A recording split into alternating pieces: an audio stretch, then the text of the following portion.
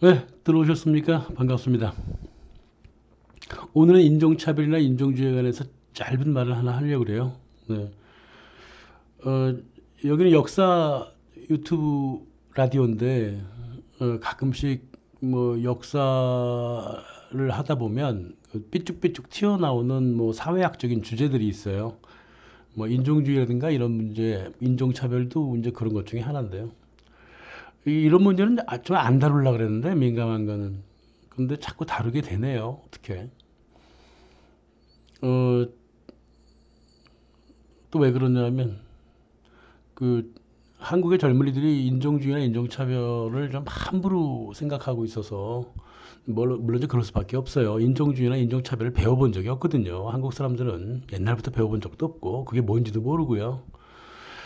문제는 이제 서양도 자기네들이 인종주의나 인종차별 문제를 일으켜놓고 그것이 과연 뭘 의미하는지를 잘 몰라요. 그냥 아무것도 모르는 걸 갖고 막 그냥 그 규정하려고 그러고 행하려고 그러고 막 이러니까 막 여러 문제가 생기는 겁니다. 자, 결론부터 얘기하죠. 인종차별, 인종주의를 실제 생활에서 말하고 행하고 반응하는 사람들은 모두 열등한 사람들이에요. 해외에서 말이에요. 10년 이상, 20년, 30년 뭐 경험해 보잖아요. 그러면 꼭 그 사회에서 열등한 사람들이 꼭 인종차별에 관한 문제에 끼어듭니다. 그것을 인종차별을 행하든 인종차별이라고 비판하든 모두 열등한 사람들이 하는 짓입니다. 그게 애초부터 인종차별, 인종 문제 이런 거를요 개인적인 차원에서 넘어가 버리는 게 제일 좋습니다. 모르니까 우리가 인종차별 이제 그 상대가 인종차별 했는지 안 했는지도 몰라요. 근데도 그냥 인종차별을 얘기해. 아무렇게나 막 살아가요. 근데 인종차별에 관한 문제가 이제 실제로 행하잖아요. 행동을. 그러면 그게 열등해서 그래요. 그걸 왜 이렇게 민감하게 반응할까? 한국의 젊은 아이들이. 서양의 중상류층 여성들은요, 상당히 많은 그 사람들이 그 아시아 사람 눈 닮고 싶어 합니다. 그리고 원래가 그 정말 그 상류층 있잖아요. 서양의 상류층들. 백인들 얘기하는 거예요. 눈이 좀 작았으면 이런 생각도 갖고 있고요. 그래서 막 미디어나 이런 거 보면 뭐 누가 뭐 눈을 찢었다든가 뭐 이런 거 있잖아요. 그리고 인종차별이다. 뭐 차별이에요, 그게. 지네들은 또 상당히 많은 사람들이 좋아하는데 그러면은 눈을 또 내리면 그 인종차별인가요? 그건 아무렇게나 막 그럼 그러지 말란 말입니다. 예. 그냥 아시아 사람들 이렇게 생겼지 이러면서 그냥 웃자고 하는 짓이에요. 그걸 갖다가 웃자고 하는 거에 죽자고 달려들어. 왜 그럴까? 몰라서 그래요. 몰라서 인종차별이 뭔지 잘 몰라서 그렇습니다. 그 뭐 각각의 그 인종들이 각각의 인종들에 대하여 신체적으로나 뭐 문화적으로나 그 호기심이 있잖아요. 예. 그거 발산하는 거고요. 또뭐 살다 보면 지나친 장난도 해요. 미국의 그 저기 흑인 남자랑 결혼한 백인 여자는 부부싸움 할 때 이 깜둥이 새끼야 막 이러잖아요. 그리고 이제 몸에서 이렇게 붙어 있어. 입에 붙어 있는 말들이 있단 말이에요. 툭 하고 튀어나오는 말들이 있다고. 이런 것들은 어떻게 인종차별입니까? 그냥 세상 살다가 넘어가주는 어떤 뭐 질이 조금 떨어지는 그런 소통의 단어들이고 행위들이지 사회의 질이 좀 높지 않단 말입니다. 이제 그런 거. 근데 언제 우리가 항상 이렇게 질적으로 높고 고하고 고기적으로만 살아갈 수 없잖아요. 그 그렇게 보면 됩니다. 걷다가 막 민감하게 반응하잖아요. 그럼 그게 열등감의 산물이에요. 그게. 한국이 국뽕이라고 있잖아요. 국뽕이 그게 철두철미하게 열등감의 산물이에요. 가끔 그 유튜브 툭툭 튀어 올라오는 거 보면 한국을 무시하던 일본이 깜짝 놀란 상황 뭐 이런 식이야 제목이. 그거 창피하지 않나? 한국을 호구로 보던 베트남이 눈물 흘리고 무릎 꿇은 지금 현재 이게 뭐 하는 짓이냐고. 누가 한국을 무시하고 누가 한국이 어? 호구라고 보고 그 제목을 그렇게 답니다.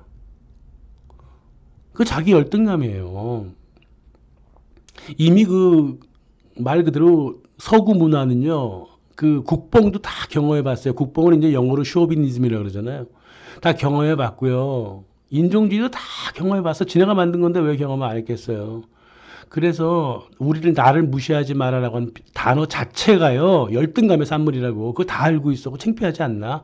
요새는 한국어 아는 그 백인들, 뭐, 서양 사람들 되게 많거든요? 창피하잖아. 누가 뭘 무시했다고 자기 스스로를 무시하지 말라는 게 이게 뭐 하는 소리예요?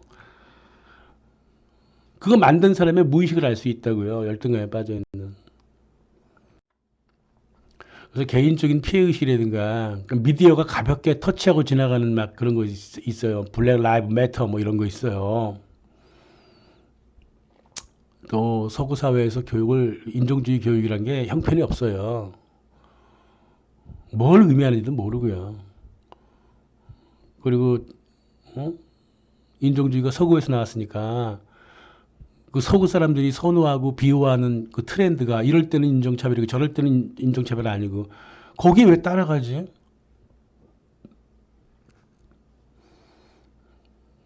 그 4대주의라고 4대주의. 그래서 진짜 인종주의는 따로 있습니다. 인종주의는 굉장히 심각한 문제를 일으켜왔고 앞으로도 굉장히 크게 일으킬 거예요. 그 개인적인 호기심이라든가 이런 무슨 뭐 지나친 좀 장난, 약간 좀 저질에 질이 조금 떨어지는 소통을 했다 그래갖고 그냥 무조건 인종주의를 물어붙이고 인종차별로 물어붙이고 말이야. 어? 상대가 이걸 인종차별이라고 느꼈기 때문에 인종차별이라고 판단을 해야 된다고 하는 이상한 정신 상태가 서구의 그 어? 사회에도 막 밀어닥쳤어. 그 무슨 소리야?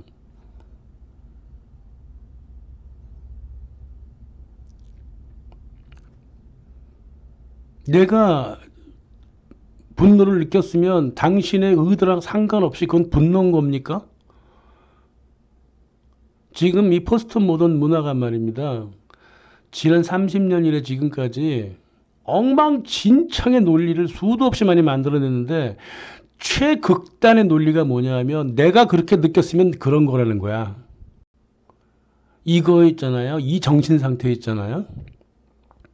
이게 한국도 막 따라가잖아, 서양을. 서양의 법 규준을 따라가요. 상대가 그렇게 느꼈으면 그런 거라는 거야. 이게 무슨 개소리냐고요, 말 그대로.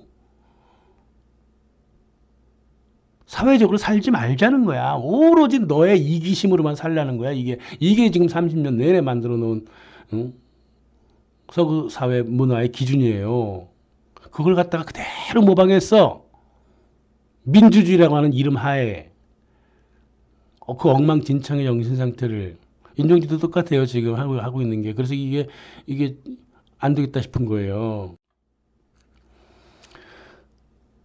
솔직히 누가 인종주의가 되고 싶든 말든 뭐 관심 없습니다. 뭐 인종차별이 잘못이냐? 아니다. 인종차별 해도 좋다. 이런 다 관심 없어요. 인종주의라고 하는 것, 인종차별이라고 하는 거는요.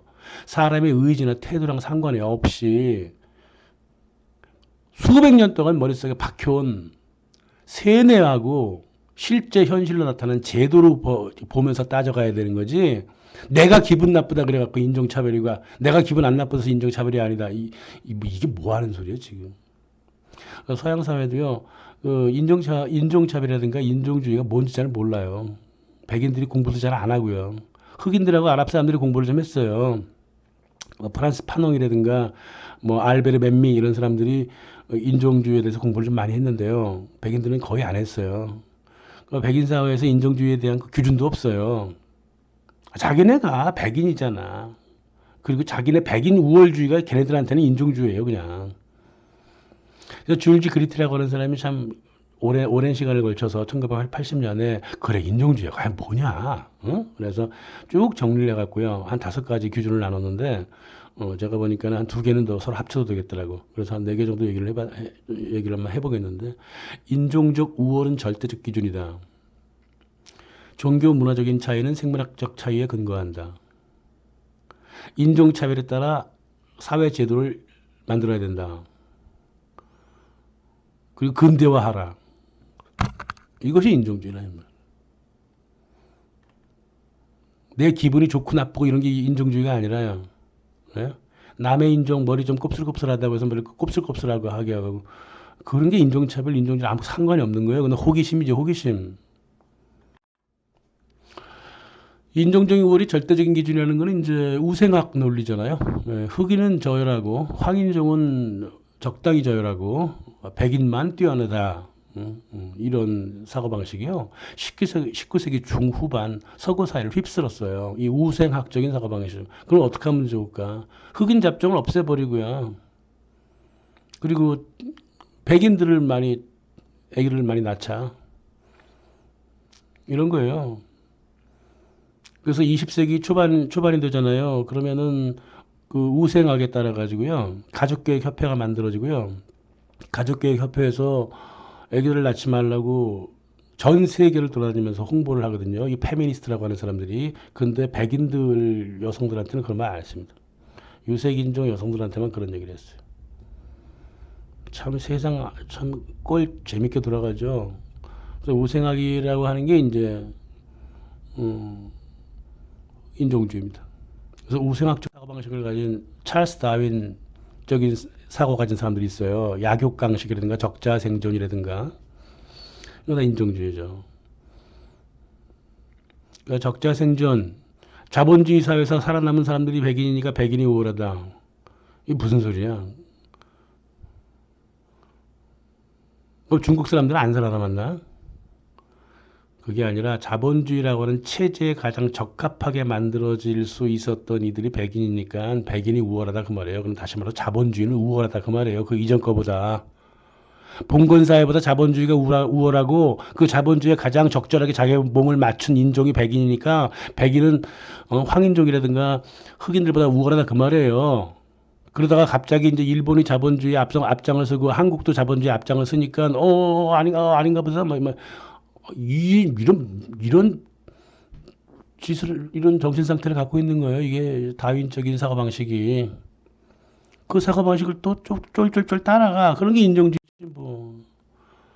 프란시스 갤퉁 뭐 유명하잖아요. 백인종을 확대 생산하자 뭐 이런 것들 이런 사고 방식이 인종주의입니다. 예. 이 사회 체제에 걸맞게 역사의 체제에 걸맞게 자기의 신체와 정신을 맞춘 사람들은 인종적으로 우월하다. 그 정신 상태. 그게 인종주의입니다. 그러니까 마르크시즘도 인종주의죠. 그죠? 계급적 인종주의겠죠, 그거? 근데 또 마르크스 보세요. 아주 철두철미하게 인종주의잖아요. 자본주의 발전 단계에 맞지 않는 여러 나라, 특히 발칸 민족들은 죽어버려야 된다, 막 이러고 말이에요. 좀 대단한 인간들이야. 그죠? 어떻게 한 19세기 후반 문화가 그렇게 말 그대로 인간 쓰레기 문화로 이렇게 만들어졌나 몰라요. 너무나 뭐 지네가 잘났다고 보니까 그랬겠죠, 뭐. 일단 먹고 사는 게 풍요하고 뭐 이런 것처럼 보이니까. 또 아시아나 아프리카 갔더니 무슨 뭐 옷도 홀라당 벗고 있고 이러니까 아주 야만이다 이러면서. 그래서 만들어진 게 인종주의예요. 18세기 말. 그리고 그 인종주의는 뭐 자기네들도 얘기하지만은 그 자기네들의 그 제국적인 침략 그걸 이제 방어하고자 하는 거짓말, 기만 논리예요. 그게 지들 스스로 다 압니다. 내가 당신한테 지금 거짓말을 하고 있는 걸 알지만 당신이 당신한테 거짓말을 하고 있는 거를 당신이 몰라줬으면 하는 정신 상태 있잖아요. 주로 일본 문화가 좀 그런 편인데 그거랑 똑같단 말입니다. 인종주의라는 게 그런 겁니다. 두 번째는요. 종교적인 전통이라든가 문화적인 어떤 흐름에 따라 갖고 만들어진 차이를 이 인종적으로 바라보려고 하는 그런 게 이제 인종주의예요. 간단한 예를 들면 그 유대교인들은 선민이다라는 거예요. 종교와 인종을 같이 섞어버려. 예. 미국 같은 경우를 보면은 46%가 그렇다고 생각하잖아요. 그러면 미국인들의 46%는 인종주의를 아예 세뇌돼 갖고 있는 거라고 생각하시면 되는 겁니다. 예, 이런 사람들이 어디 나가서 무슨 행동을 못 하겠어요. 말하는 거 하나하나가 다 인종차별적이고 그러겠지. 안 그러겠어요? 또 미국 미디어가 그냥 막 그렇게 띄워주는 예? 이 레바논 출신의 브리지트 가브리엘이라고 있습니다. 보통 그 자기 열등감에 가장 그 막 푹 빠져 있는 사람들이요. 그 서양식의 이름을 자기 성으로 만드는 경우가 많은데요. 그 브리지트 가브리엘. 가브리엘이 어떻게 성이 됩니까? 그러니까 마치 이 사람이 만약에 한국에 충성을 다하겠다고 온다면 이름을 뭐로 만든 거예요? 똑같냐면 김철수, 뭐 김순희 이렇게 만든 거예요. 이슬람 교도들은 테러리스트인데 아랍인들은 야만이다. 그래서 이슬람 교도 중에 아랍인들이 많으니까 아랍인들은 테러리스트고 저기 야만인이다. 이 무슨 논리가 이래요. 예, 종교와 인종의 논리를 막 섞어버립니다. 이게 인종주의자예요. 이 철두철미한 인종주의자를 갖다가 미국 미디어는 끝없이 띄워주죠. 뭐 이용해 먹으려고 하니까 물론 그렇겠습니다만은 이런 게 인종주의입니다. 세 번째는 뭐냐면 인종차별에 따라 갖고 사회 제도를 만들자는 거예요. 그리고 몽테스키라든가 헤겔이라든가 존 스튜어트 밀이라든가 또 후쿠자와 유키치라든가 일본 사람 이런 사람들이 아시아의 그 자유주의를 불러 넣을 때 이른바 우리가 이제 민주주의라고 이제 어처구니없는 단어를 갖다 붙이잖아요. 그거를 하려고 할 때 자기네들이 그 반대 비전으로 봤던 게 아시아거든요. 아시아 전제주의라고 그랬습니다. 아시아 전제주의. 아시아가 언제 전제주의를 했다는 거야 지금? 어디서 어떤 나라가 어떻게 전제주의를 했다는 거예요? 일단 콱 찍어놓고요. 자기네들의 그 공화주의 그거를 갖다가 방어를 했다니까. 그 제도를 만들고 후쿠자와 유키치는 일본 그 돈에도 나오는 사람이잖아요. 워낙 유명해가지고 백인은 문명이고 황인은 50%만 문명이고 흑인은 0% 문명이고 이걸 갖다 사회 제도화 시킨 거예요. 일본이라고 하는 나라가. 이 사람의 의견에 반대하는 일본인이 거의 없었어요. 그 몇몇 1920년대 아나키스트라든가 이제 마르크시스트들이 이제 후쿠자 요키치를 이제 반대했지만 일본 사회 전체는 이 사람의 의견에 동조를 했다고요. 그래서 아시아 50%밖에는 문명화되지 않은 아시아를 백인 수준으로 끌어올리기 위해서는 일본이 나서야 된다. 그래서 리더 역할을 해야 된다. 이렇게 되잖아요. 그래서 한국의 그 박영효, 김옥균 같은 친일파들을 부추겨가지고 갑신정변이 일으키잖아요. 그게 모두 인종주의에 근거한 역사입니다. 그게. 그래서 이 친일파, 이 바보들이 이용만 당하고 그러다 결국은 이거 갑신정변 이거 아시아 전체를 백인처럼 문명화시키기가 좀 일본 역할이 좀 그런가? 그럼 뭐 주인이 돼버리지 뭐. 그래서 아시아의 리더로서의 일본을 아시아의 주인으로서의 일본으로 바꾼 사람이 후쿠자 요키치예요. 대동아 공영 이런 이상한 소리 하면서 바꿔버리죠. 그래서 아시아 침략을 정당화한 겁니다. 그 아시아 침략을 정당화하는데 내세운 게요. 백인 우월주의고 인종주의라고요. 그게. 그래서 지금 백인 우월주의나 인종적인 정신 상태를 갖고 있는 한국 사람들이 조금이라도 몇 명이라도 있다면 그 사람들은 모두가 지난 150년의 역사에서 나타난 그 일본의 군국주의 그거를 지지하는 거예요. 이 후쿠자 요키치는 일본 사람은 was 과거형을 썼네요. 일본 사람은 본질적으로 태생적으로 아시아 사람이 아니다. 그래서 아시아를 벗어나서 아시아를 위해서 지배하자. 후쿠자 요키치의 정신 상태잖아요. 그죠? 이게 인종주의에 아주 극단을 달리고 있는데 이 유키치의 정신 상태가요. 일본 국민의 정신 상태를 완전히 먹구름처럼 다 휘어감고 있습니다. 예. 그래서 자기네들이 인종주의자인지도 몰라요. 일본 사람들은. 모르잖아요. 물속에 들어간 붕어가 자기가 물속에 있는 걸 알아요? 모르잖아요. 그거랑 똑같은 겁니다. 물 바깥에 나가봐야 내가 물 안에 있었구나 아는데 일본 거의 대다수의 국민은 100년 이상을 인종주의라고 하는 그 물속에 들어가 있었기 때문에 몰라요. 지금도 모르는데 뭐. 네 번째는 근대화 논리인데요. 근대화 논리까지는 좋아요. 뭐 티격태격 싸워도 좋은데요. 거기다가 꼭 피부색을 가미하려는 이상한 문화를 가진 정신 상태를 우리가 인종주의라고 얘기하는 겁니다. 문명과 야만을 나눴을 때부터 벌써 이거는 인종주의예요. 네? 어느 인종이 문명이고 어느 인종이 야만이라는 거는 서구 사학자들이 다 알고 있었단 말입니다. 근데 그걸 피부색을 일단 얘기를 안 했을 뿐입니다. 결국은 나중에 다른 사람들이 이제 거기다 플러스를 시키죠. 백인이 문명이고 뭐 유색인들은 야만이다 이런 거. 이게 쭉쭉쭉 흘러나오잖아요. 선진국, 후진국, 발전했다, 발전하지 못했다.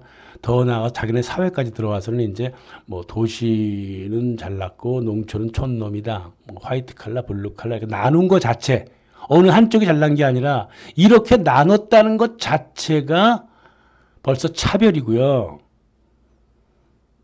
특히나 인종주의에 근거한 차별이라고요. 남녀평등 가부장. 남녀평등 가부장 차별, 이 차별 그 백인 사회가 만든 거잖아요. 이렇게 갈라놓은 것이 이것이 이제 한국에 들어오면 남녀평등과 가부장 갈라놓은 걸 그대로 모방하죠. 근데 왜 모방했을까? 이렇게 짝을 지어 놓은 것이 옳다고 사대적으로 판단해서 그런 거예요.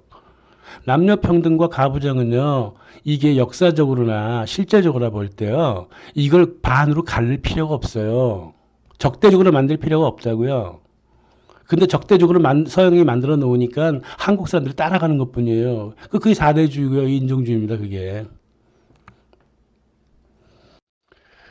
그래서 인종주의와 사대주의는 실은 같은 거라고 보면 됩니다. 예, 특정 인종이 다른 인종보다 우월하거나 진보적으로 앞서 있다. 여기까지는 한 50%나 뭐 60% 정도는 인종주의겠죠. 인종주의적인 정신 상태에서 나온 말이겠죠. 특정 인종이 다른 인종보다 우월하거나 진보적으로 앞서 있다. 앞서 있다는 말 때문에 이제 또 서구의 또 많은 사회학자들은 그 진보주의자들이 항상 인종주의자였다고 이제 얘기를 하는데 뭐 그렇게 큰 틀린 말은 아니에요. 그리고 나머지 50%나 40%는 그들을 그래서 따라야 한다. 라고 얘기를 하고 있기 때문에 인종주의와 사대주의는 50% 합쳐서 100% 같은 단어가 돼버린단 말입니다. 그래서 사대주의에 깔려 있는 이상 인종주의가 나올 수밖에 없고 인종주의에 빠져 있는 이상 사대주의가 나올 수밖에 없는 거예요. 그럼 어떻게 하면 좋을까요? 인종주의 또 인종차별 반대 이따위 정신 상태에서 벗어나야 돼요. 아예 의지를 무시해버리고요. 이것을 사회학자라든가 철학자들한테 맡겨버리면 됩니다. 길거리에서 막 내가 잘난 것처럼 내가 인종주의가 뭔지를 알고 내가 인종차별이 무엇인지 아는 것처럼 행동하지 말고요. 그냥 학자들한테 넘겨버리시는 게 제일 좋습니다. 왜냐하면 지금은 게다가 더욱더 복잡해져 버렸어요.